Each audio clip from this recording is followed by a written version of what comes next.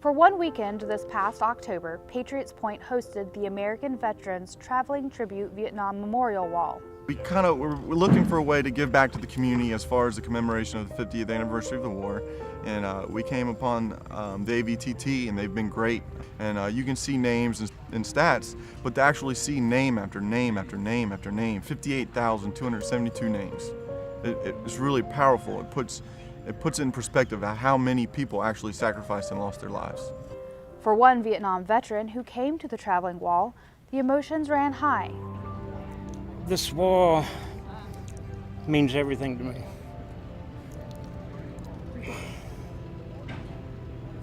Because I probably wouldn't be alive if it wasn't for Roger Allen Peterson.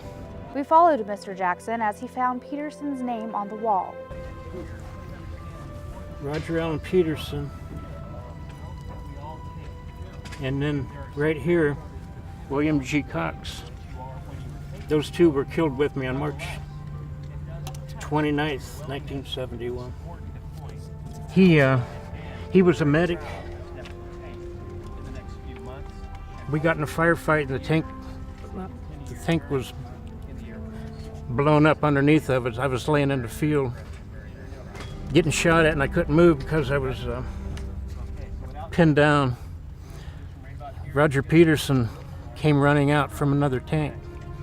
He was a medic and I didn't even know him. He pulled Mr. Cox off of me because Mr. Cox was dead. And he went and helped another guy, and he came back to help me. And while he was working on me, they shot and killed him. He saved my life. Still hurt after 40 years, you know. I found out in 2006 that there was a helicopter waiting to take him back because he was finished.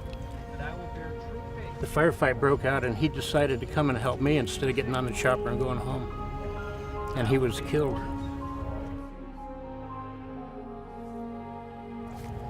Killed saving my life.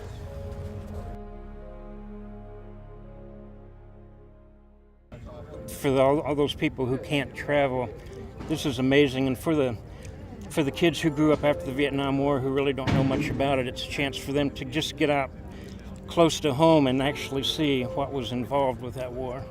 It's magnificent that they do this, and I hope it never stops.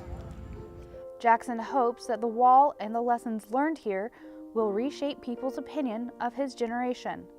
You know, our generation was thought of as a bunch of hippies, a bunch of kids who didn't care. A lot of kids ran to Canada.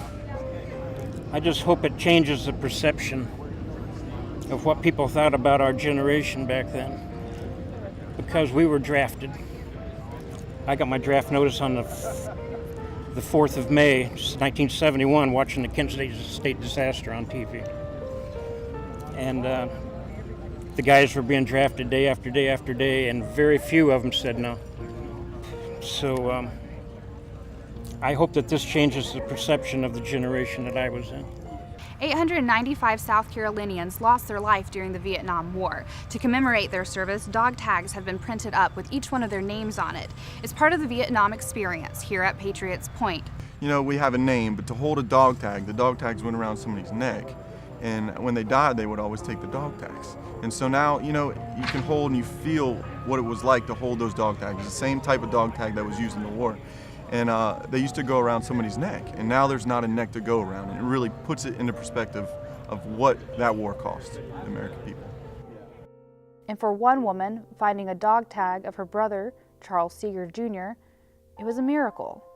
Well, all of the tags were there except the S's.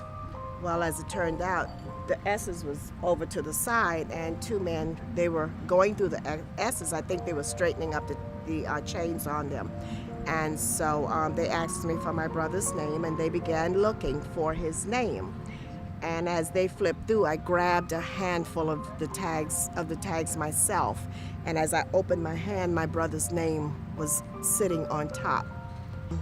It felt miraculous. I honestly felt like the hand of God was at work, because out of all of these tags, I picked up a handful of tags and looked down, and my brother's name was on top. it was miraculous. And to her, holding that tag in her hand was the closure she needed. It makes me feel like now I know that my brother's home. He's home. I know that he's home. And to so many veterans, the celebration of their sacrifice is the warm reception they didn't have when they came home from Vietnam. When I first got home, I came home on an airport or an air transport ambulance. And when we got off the plane in D.C., they had to move the people out of the way to get us through the terminal because there was war protesters all over the place.